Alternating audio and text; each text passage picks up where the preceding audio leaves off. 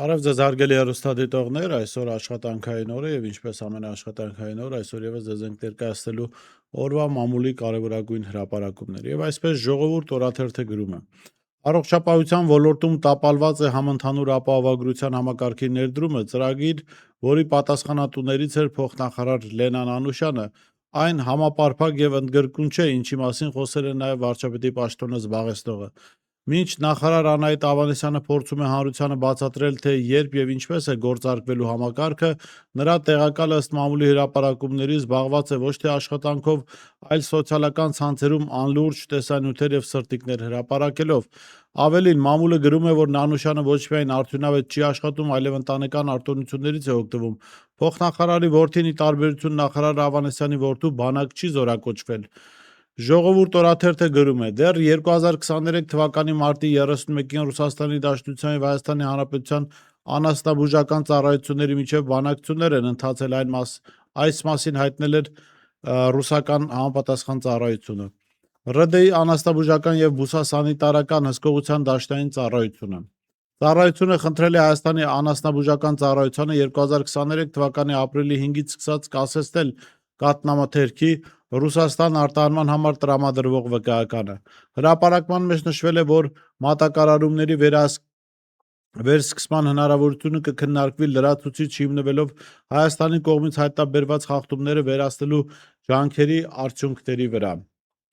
Արմլուր-ԵՄ-ի խմբագրության պարբերաբար հազանգեր են գալիս, որ տեղական արտադրության անվան տակ շուկա է մտնում պարսկական սերուցքային հիմքով պատրաստված կարագ կամ կաթնային այլ արտադրանք, որի մի մասը մնում է այստեղ եւ ամենայն հավանականությամբ հասնում է սպառողի սեղանին, կաթի, թթվասերի, կաթնաշոռի, կարագի կամ այլ արտադրանքի տեսքով։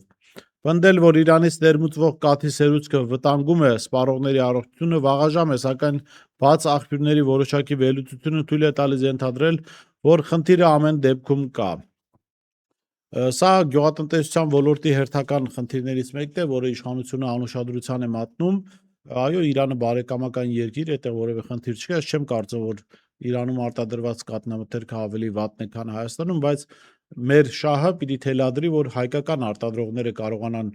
իրացնել այստեղ իրենց արտադրանքը եւ այդ արտադրանքը ուժեղացվի, մեծացվի, հա, ինչպես նաեւ ԵԱՏՄ շուկա գնա հենց հայկական արտադրանք։ Հայաստանը գյուղատնտեսական մեծ պոտենցիալ ունի եւ իշխանությունները երբ բացի թողի վիճակ են ստեղծում, արտադրողների համար ավելի ձեռնտու է ոչ թե գյուղացիներից կամ ֆերմերներից գնել կաթնամթերք եւ դա վերամշակել, արտադրանքի տեսքով արդեն հասցնել սպառողներին, այլ իրենց համար ավելի հեշտ է եւ ավելի եկամտաբեր է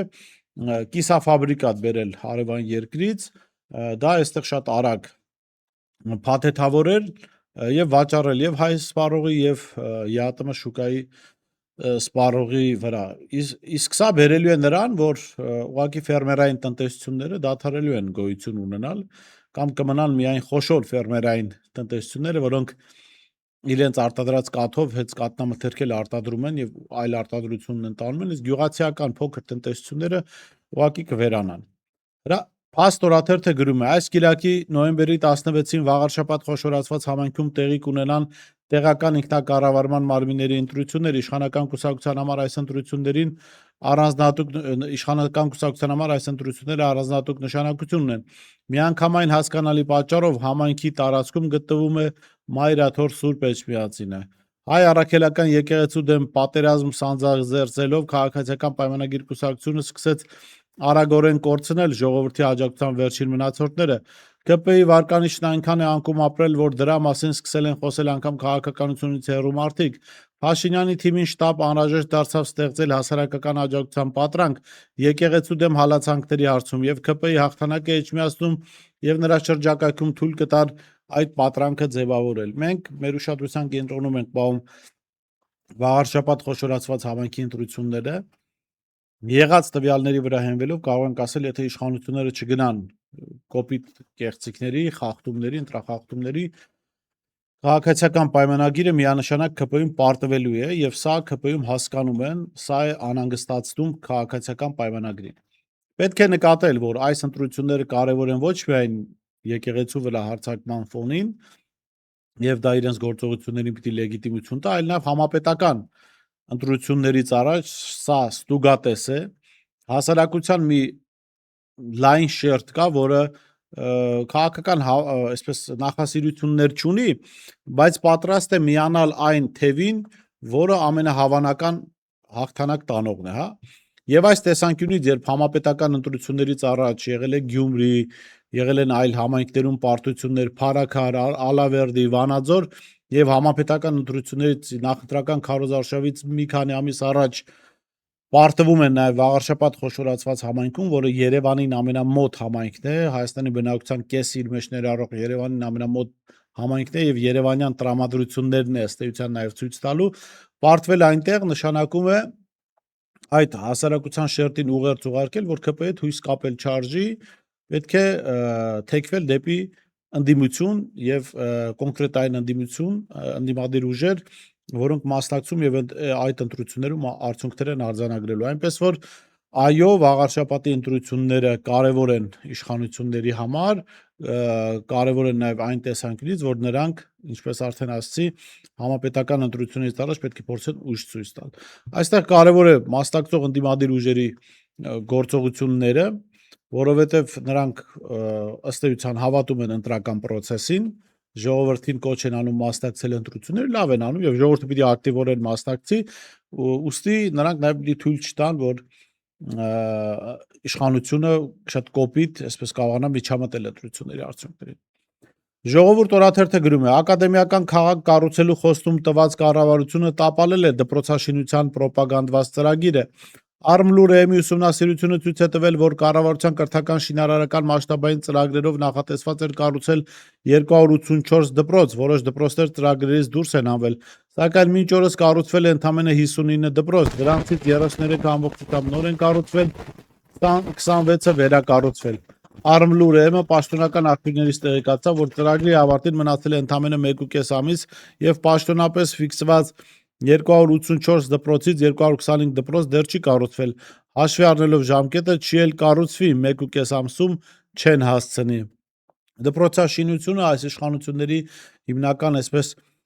գովազդային պաստառն է, վահանակն է, գովազդային հոլովակն է, որով նրանք փորձում են հանրությանը հանդես գալ որպես շինարարներ, կառուցողներ, հա։ Այո, վատ չի, որ դպրոցներ են կառուցվում, վատ չի, որ դպրոցներ են վերակառուցվում, բայց միայն դպրոցաշինությամբ այս իշխանություններին գնահատել չի կարելի։ Սրանք նախ հարյուրավոր դպրոցներ հանձնել են Ադրբեջանին, մյուս կողմից լրատվամիջոցները բացահայտել էին, որ այս մարդիկ փաստորեն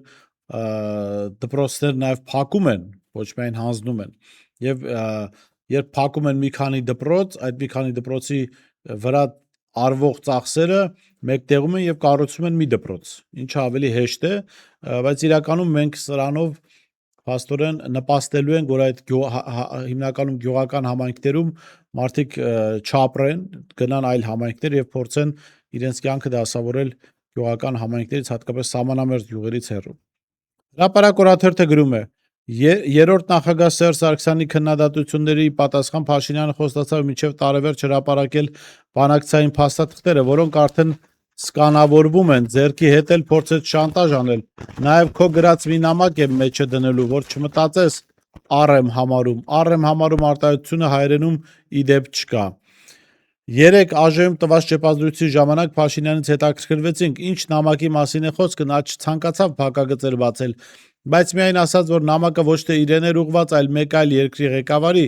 եւ հիմա ինքը հանձնարարել է գաղտնազերծման գործընթաց սկսել, եւ նամակը բանակցային փաստաթղթերի փաթեթի հետ անպայման կհրապարակվի։ Որոշ տեղեկություններով խոսքը ՌԴ նախագահին ուղղված նամակի մասին է, որը Սերժ Սարգսյանը գրել է 2016 թվականի ապրիլյան քառօրյա պատերազմի ժամանակ։ Կցկտուր տեղեկությունների համաձայն Սերժ Սարգսյանը այդ նամակում ռազմական աջակցություն է ակնկալում ՌԴ-ից, նշելով, որ մեր ռազմական բալանսը խախտված է, սակայն հակառակ թիմում վստահ են, որ ոչ միայն երրորդ, այլև ՀՀ բոլոր նախագահները հանուն բանակի եւ հանուն Հայաստանի նույն abովանդակ գրագրության մեջ են եղել տարբեր պետությունների առաջնորդների հետ։ Մինչ ասնենք մամուլի այլ հրապարակումների, առաջարկում գովազդային դադար եւ վերադառնանք։ Իսկ դու արդեն որոշել ես, թե որ երկրներ պիտի այցելես 2025 թվականին։ Եթե դու էլ ես հոգնել օրեր շարունակ հարցումների անպատասխան մնալուց, դիմիր Travel with N տուրիստական գործակալություն, սպասեցնել չեն տա, անմիջապես կստանաս լավագույն առաջարկները, տուրփաթեթներ, ավիատոմսեր, հյուրանոցների լայն ընտրանի, էքսկուրսիաներ, սոցփաթեթի սպասարկում եւ ամենակարևորը 24/7 ձևաչափով բարեհամբույր սպասարկում։ Travel with N 095 89 20 48 Շնորհակալ եմ, որ շարունակում եք հետևել մեր եթերին, առաջարկում եմ բաժանորդագրվել մեր ալիքին, որպեսզի ավելի ակտիվ հետևեք մեր թողարկումներին, գրեք ձեր կարծիքը մեկնաբանությունների բաժնում, դրանք մեզ համար կարևոր են։ Հրապարակ օրաթերթը գրում է. 3 խորհրդարանի հերոսն Անդրանիկ Քոչարյանն էր, որի պատճառով կարելի ասել բյուջեի քննարկման բնականոն ընթացքը տապալվեց, քանի որ սահմանված ընթացակարգով պարտադիր ելույթ ունեցողների մեջ էր նաև նա, սակայն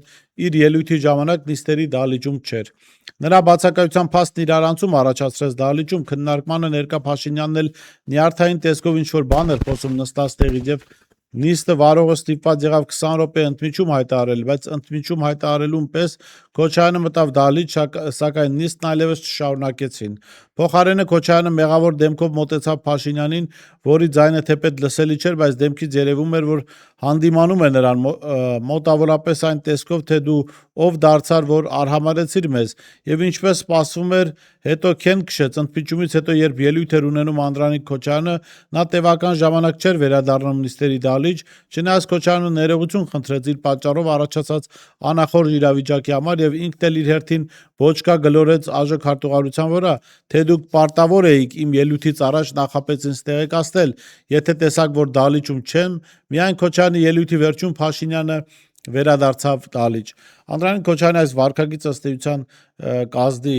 քաղաքացիական պայմանագրի նախընտրական ցուցակում իր տեղի վրա, Փաշինյանի նման քինախնդիր մարդը դժվար թե այս դրվագը մոռանա։ Հրապարակ օրաթերթը գրում է. այսօր լրանում է զինված ուժերի հոգևոր ծառայության կազմավորման 25-ամյակը, եկեղեցում զինված ուժերի հոգևոր առաջնորդությունը ստեղծվել է 1997 թվականի նոյեմբերի 13-ին Գարեգին Ա. կաթողիկոսի եւ Բ. Վազգեն Սարգսյանի համատեղ նախաձեռնությամբ։ Այդ ժամանակից սկսած զորամասերում ծառայություն են մատուցում նաև քահանաները, զինվորներին հասու դարձնելով հոգևոր կյանքին։ Այս առիթով Քանաքեռի Սուրբ Աստվածածին եկեղեցում այսօր վաղ առավոտյան պատարագ է մատուցվելու, որին բանակի հոգևոր առաջնորդ Մովսես Վարդապետ Սարգսյանի գլխավորությամբ այլ հոգևորականներ են մասնակցելու։ Սակայն մինչ 3 պարզ չէր, արդյոք այդ պատարագին մասնակցելու է Պաշտպանության նախարար Պապիկյանը, թե ոչ, որը կարգալույծ արված քահանայի կողմից հովանավակում մատուցվող պատարագին մասնակցել էր եւ ծնկաչոք հաղորդություն ստացել դրանից։ Հրապարակ օրաթերթը գրում է, որ Հայաստանում մեկ անձի իշխանություն է ու Նիկոլ Փաշինյանն է բոլորի փոխարեն որոշումներ կայացնում, իսկ իշխող ֆրակցիան էլ իրենցից մեկի բնորոշմամբ ուսապարկերի հավաքածու է, հայտնի է վաղուց, սակայն պարզվում է Նիկոլ Փաշինյանը կառավարում է նաև իր թիմակիցների անձնական կյանքը։ Մեզ պատմեցին, որ նա արգելել է իր թիմակիցներին ապահարզանները, վերջերս թիմակիցներից մեկը նրան տեղեկացրել էր, որ նման որոշում է կայացրել, ուզում է բաժանվել կնոջից եւ նոր կյանք սկսել։ Փաշինյանն արգելել է անել դա մոտավորապես այն պատճառաբանությամբ, որ ԿՊ-ում արդեն լրացել են ապահարզանների լիմիտը եւ այլևս ոչ մեկ իրավունք չունի բաժանվել, որ հանրության աչքում էլ ավելի չընկնեն, չէ որ հիմա ինքը Բարքերի ոստիկանի դեր է ստանձնել եւ հոգեվորականներին բարոյականության դասեր է տալիս։ Բարոյականության դասեր տվող Նիկոլ Փաշինյանը իհարկե բավական լուրջ խնդիրներ ունի բարոյականության հետ, մյուս կողմից, եթե այդքան խիստ է, ապա ինչու չպատժվեց Ալեն Սիմոնյանը, ինչու չհեռացվեց խորհրդարանի նախագահի պաշտոնից, երբ Նիկոլ Փաշինյանը իմացավ, որ նա բաժանվել է կնոջից, ավելին, երբ իմացավ, որ այդ բաժանումից ամիսներ առաջ, ինչպես մամուլն էր գրել, նա հարաբերություններ է ունեցել այլ մարդու հետ։ Այնպես որ Փաշինյանը եթե բարոյական ոստիկան է եւ բարոյականության այդպես խիստ հետևող, ապա առաջին պատժվողը պետք է Ալեն Սիմոնյանը լիներ։ Դրա մասին էլ գիտեր ինքը։ Այսօր այսքանն էինք առանձնացրել օրվա մամուլի հրապարակումներից, կհանդիպենք վաղը։